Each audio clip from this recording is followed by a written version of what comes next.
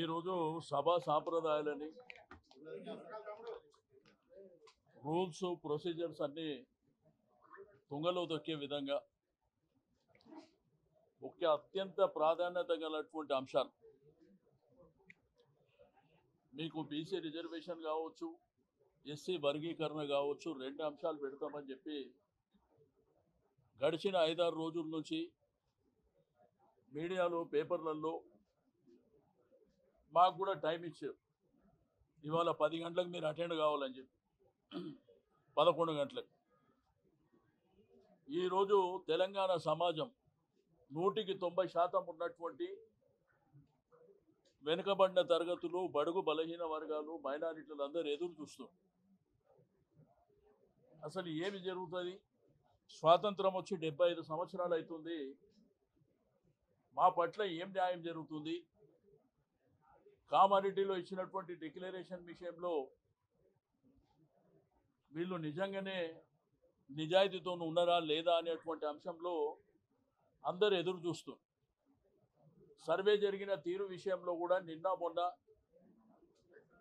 ఏదైతే బీసీ సంఘాలు కావచ్చు, బీసీ మేధావులు కావచ్చు, టీవీలలో చర్చలు కావచ్చు, సోషల్ మీడియాలో చర్చలు కావచ్చు, అందరూ తీవ్రంగా మరి విమర్శ చేస్తున్నటువంటి సందర్భం.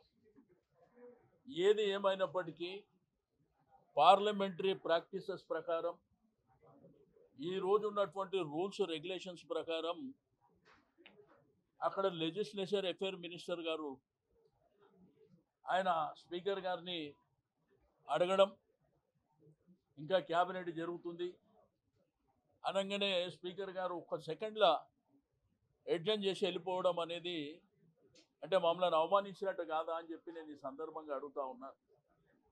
అంటే 100% ఉన్నటువంటి సమాజాన్ని మీరు ఈ విధంగా కించపరిచే విధంగా చేయడం అనేది చాలా దుర్మార్గమైనటువంటి చర్య. మీరే కదా షెడ్యూల్ ఇచ్చింది, మీరే. ఈరోజు క్యాబినెట్ అని నిన్న చేసుకునేది ఉండే, క్యాబినెట్ ఉదయం చేసుకునేది ఉండే.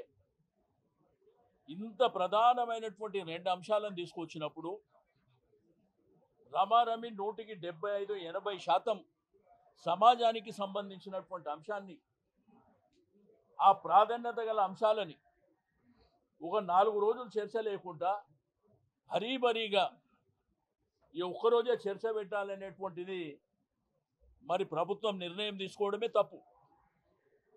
తీసుకున్న నిర్ణయాన్ని కూడా ఈరోజు దానికి కట్టుబడైనా చర్చ జరగాలి. అది లేకుండా వారు వెంటనే అడగడం ఒక సెకండ్లోనే. స్పీకర్ గారు కూడా ఇక్కడ ప్రధాన ప్రతిపక్ష పార్టీ కానివ్వండి, మిగిలిన సభ్యులని వాళ్ళని కూడా అడిగేది ఉండే. ఒకవేళ టైం ఓకే, మరి మా టైం కూడా అడిగేది ఉండే. వాళ్ళు ఏ టైం అంటుండ్రు, మేమేమన్నా టైం చెప్తామా, మా అభిప్రాయం ఏందో అడిగేది ఉండే. కానీ ఈరోజు జరిగినటువంటిది, నేను కూడా 6 సార్లు శాసనసభలో ఉన్నా, ఇంత అన్యాయంగా, ఇంత బాధ్యతారహితంగా, ఇంత కుట్రపూరితంగా జరిగినటువంటి అంశాలు నేను ఎప్పుడు చూడలే. ఎందుకంటే మా సమాజం ఇప్పటికే 75 సంవత్సరాల నుంచి, అంటే స్వాతంత్రం వచ్చి 75 సంవత్సరాలు అయిపోయింది. ఈ దేశ నిర్మాణంలో, ఈ రాష్ట్ర నిర్మాణంలో, ప్రతి వ్యక్తుల, ప్రతి కుటుంబాల నిర్మాణాలలో ప్రధానమైనటువంటి భూమిక పోషించేదే ఈ బడుగు బలహీన వర్గాలు, వెనుకబడిన తరగతులు, అణగారినటువంటి ప్రజానికమే.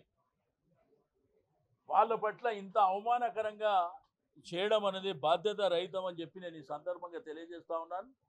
ఇప్పటికైనా నేను ప్రభుత్వాన్ని, మీరు చర్చ పెట్టండి 4 రోజులు.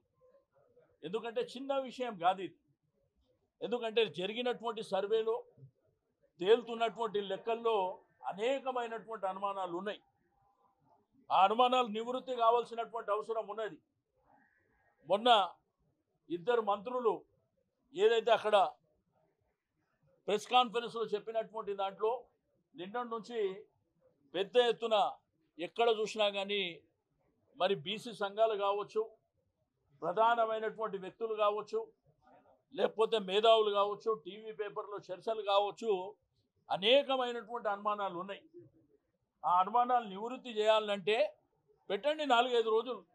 ఇంత పెద్ద సమాజం, ఈ దేశ నిర్మాణం, రాష్ట్ర నిర్మాణం, మేము లేకపోతే ఎవడు ఉండడు కూడా. అటువంటి జాతిని పట్టుకొని, అటువంటి జాతులను పట్టుకొని మీరు ఏదో మమ అనిపించుకునేటువంటి ప్రయత్నం చేయడం కరెక్ట్ కాదు. ఇప్పటికైనా కానీ ఓకే, ప్రభుత్వం ఒక నిర్ణయం తీసుకుంది, క్యాబినెట్ జరగలేదు, క్యాబినెట్ అయిన తర్వాత సెషన్ పెడతామంటారు, సంతోషం. కానీ పెట్టండి, 4 రోజులు పెట్టండి, 4 రోజులు పెట్టండి.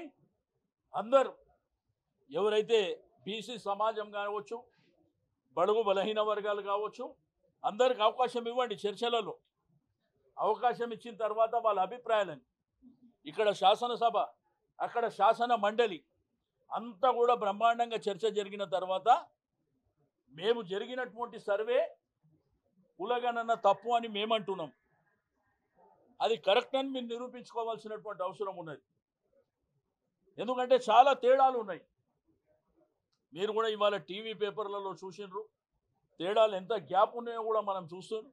సరే, చర్చ జరిగినప్పుడు ఆ అంశాలన్నీ అక్కడ మాట్లాడతాం. కాబట్టి ఇవాళ శాసనసభలో జరిగినటువంటిది మాత్రం చాలా బాధాకరమైనటువంటి అంశం అని చెప్పి నేను ఈ సందర్భంగా తెలియజేస్తా ఉన్నాను. చెప్పండి.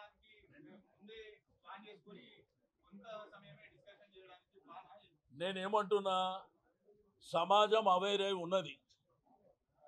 గడిచిన 10 సంవత్సరాల కాలంలో కేసీఆర్ గారి నాయకత్వంలో జరిగినటువంటి డెవలప్మెంటు, వెల్ఫేర్, విద్య, వైద్యం మీద చాలా వరకు ప్రజలలో ఈరోజు రైతాంగం కావచ్చు, లేకపోతే కళ్యాణ లక్ష్మి, షాదీ ముబారక్ ద్వారా లబ్ధి పొందినటువంటి అంశాలు కావచ్చు, ఆత్మగౌరవ భవనాలు కావచ్చు, ఈ విధంగా ఎడ్యుకేషన్ రంగంలో కూడా చాలా మార్పులు తీసుకొని వచ్చారు. కాబట్టి ప్రజలు అవేరే ఉన్నారు ఈ సమాజం. ఒకటి మాత్రం నేను చెప్పదలుచుకుంది ఒకటే, 1947లో స్వాతంత్ర ఉద్యమాన్ని మనం చూడలే, 1969లో తెలంగాణ ఉద్యమాన్ని కూడా మనం చూడలే, 1972లో తెలంగాణ ఉద్యమం మరొకసారి జరిగినప్పుడు కూడా చూడలే. కానీ కేసీఆర్ గారు తెలంగాణ ఉద్యమాన్ని నడిపించినప్పుడు మనం మాత్రం చూసినాం.